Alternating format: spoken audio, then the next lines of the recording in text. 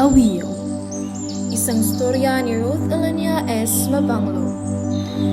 Pagsuway ba sa tradisyon ay pagkakasala sa dalawang nag-iibig at tapat na sumisinta? Tunghayan ang bawat istorya.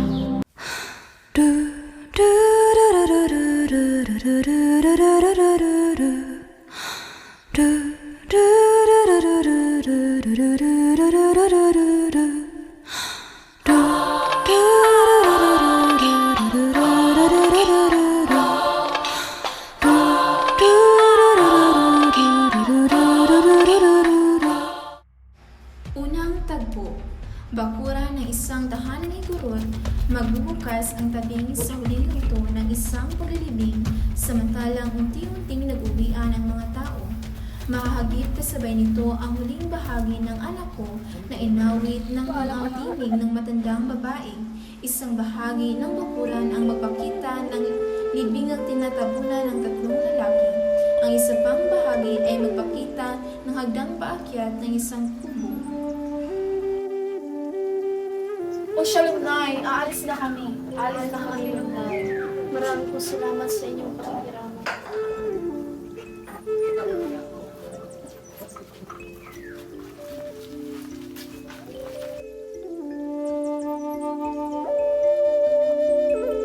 Paano lang na? Kailangan mo na magpahinga at manalangin. Kaya't hindi ka na namin gagambalain. Siya nga, sa kanya una lamang tayo magkikita-kitang muli.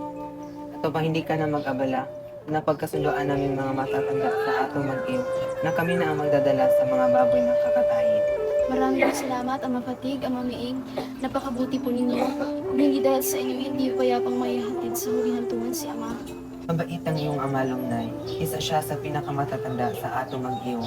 Walang nangangailangan na hindi na dinamayan. Tunay ngang naging makabuluhan ang buhay niya, Ama Fatig. Kaya tukupkupin siya ni kabunian.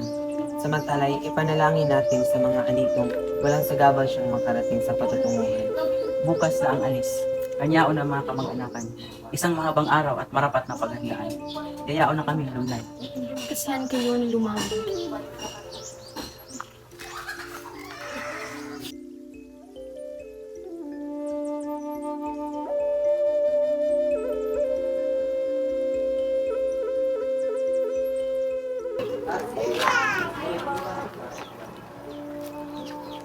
Tigid ng pag-ibig ang tanaw na ipinukol mo sa kanya, Awiyaw. Yan na naman ba pagtatalunan natin, Madulimay? Sapagkat yan lamang ang mapagtatalunan natin. Magkakasala ka niyan, Madulimay? Sapagkat nagkakasala ka sa akin. Madulimay! Oo, nagkakasala ka sa akin. Sa pool ng gabing yun, ng gabing makipag-isang dibdib ka sa akin. Itong tag-anya yun, Madulimay. Nawala ka sa piging ng ating kasal. Samantalang inindakan ko ang mga gansa sa pag-isang puso natin. Nagniniig ka sa kanya. Itong anihan na yun, Madulimay. Nabubuhay ka pa rin sa hinagip na walang batagan?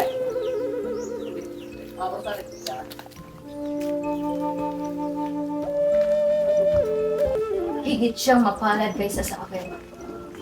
Hindi ka dapat pagsalita ng ganyan, Madulimay. Pinagsandibdib tayo ng mga tribo. Mga katawan lamang natin ang pinag-isang dibdib nila. Ngunit siya, mapalad siya. Hanggang ngayon kasal ka sa pag-ibig niya. 3 anihan na nga. 3 anihan sa akin ka humahapon. Sa akin ka sumisiping. Ngunit, Umuwi ka na, Madulimay. Ngayon panahon na para magsakay mo langit. Hindi ibigin ganitong gambalain natin ang kanyang pananahimik. Umuwi ka na. Pupunta ako sa ato upang alamin kung napasya na mga tatanda sa Chaos. Nagaganapin para sa ikalawang pagtatanim. uwi ka ba ngayong gabi?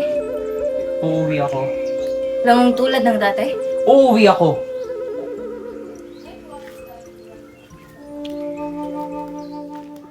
Ikalawang tagpo. Gabi sa loob ng kubo na Lunay, ito ang karaniwang balangkas at tanawin ng isang kubong iguro.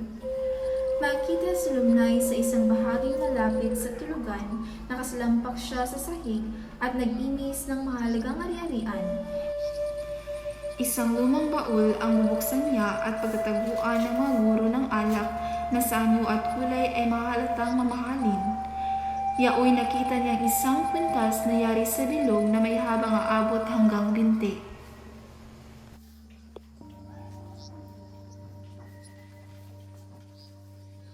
Sa bahaging ito, papasok si Awiyaw na bahagya munang magmamasid sa kanya.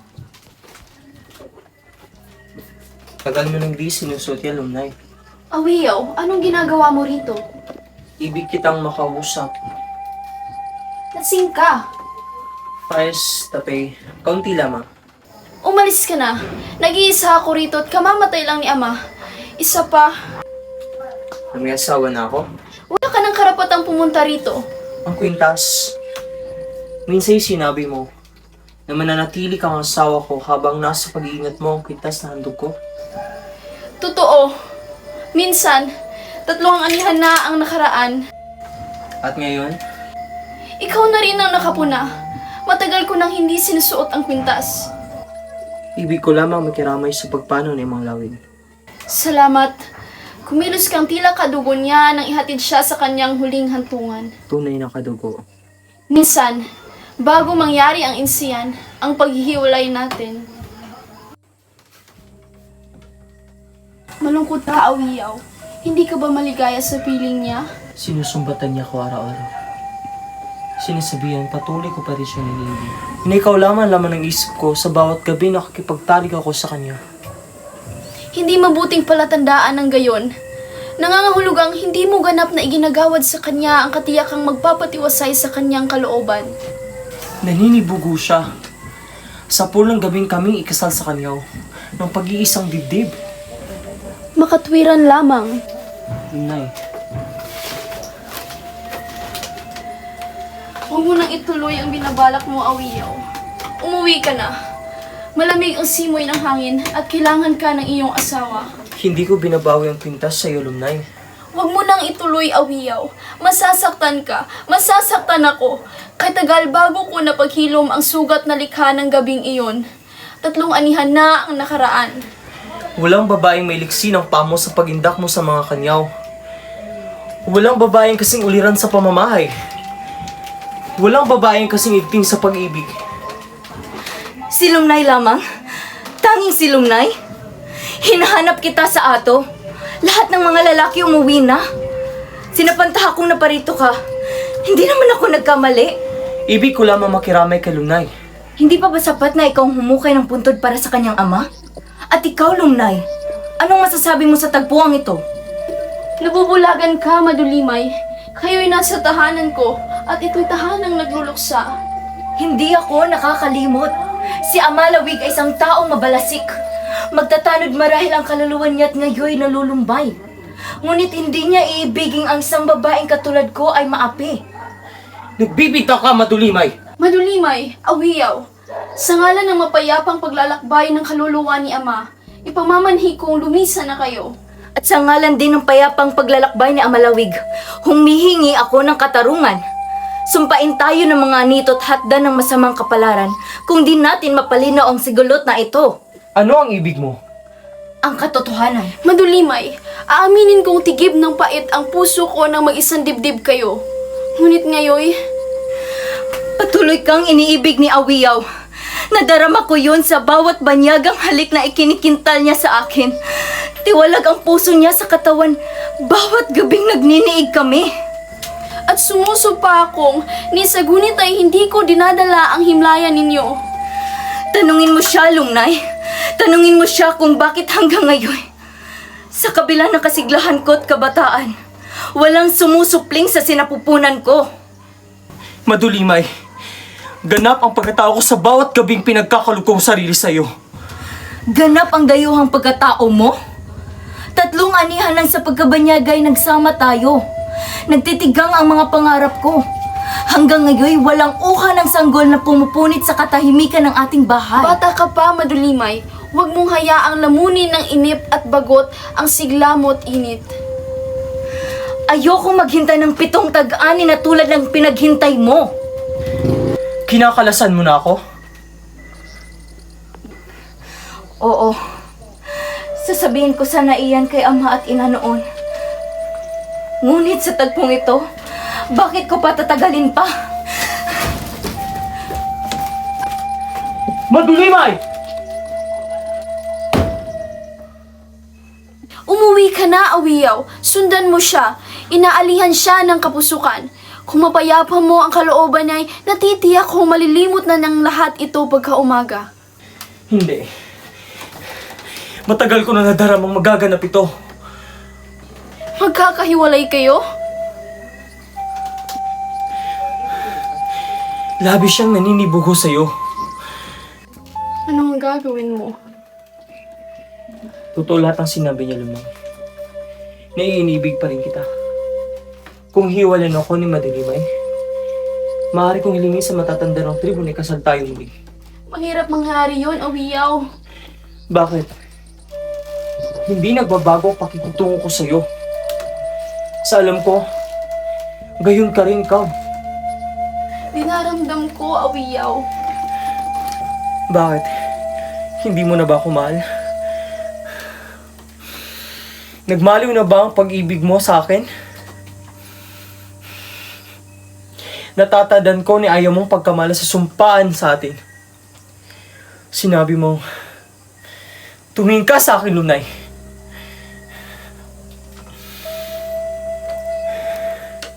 Sabihin mo hindi mo na ako iniibig.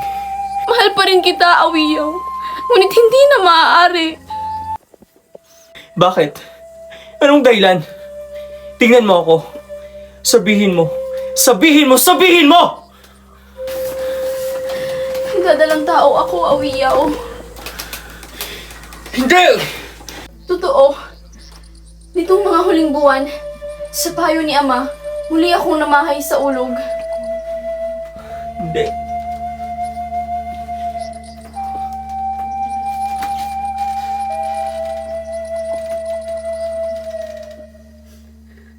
Ihahayag na sana.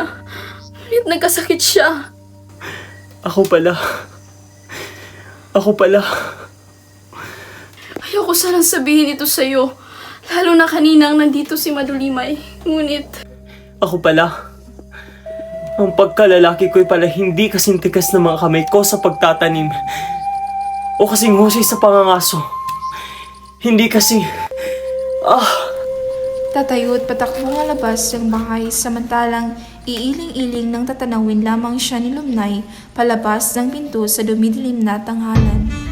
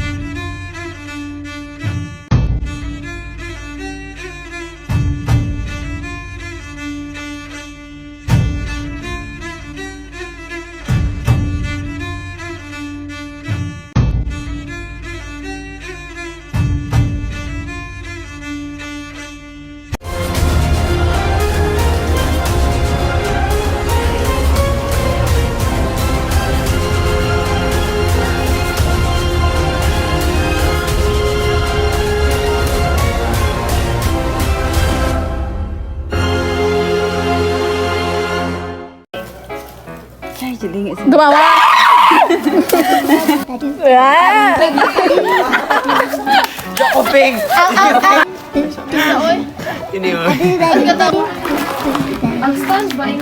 Sige,